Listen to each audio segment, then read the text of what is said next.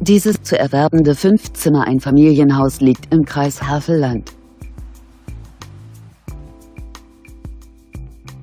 1955 wurde dieses Haus erbaut.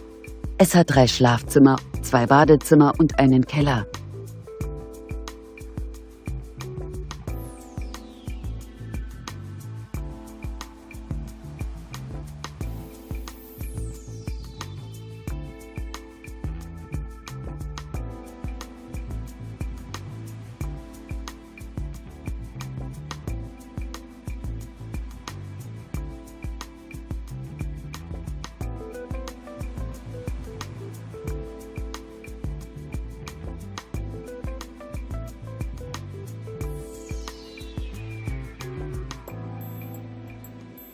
Auf einer Grundstücksfläche von ca. 874 Quadratmetern bietet das Objekt eine Wohnfläche von ca. 123 Quadratmetern.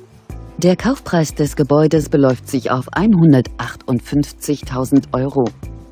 Wir freuen uns, Sie näher zu informieren.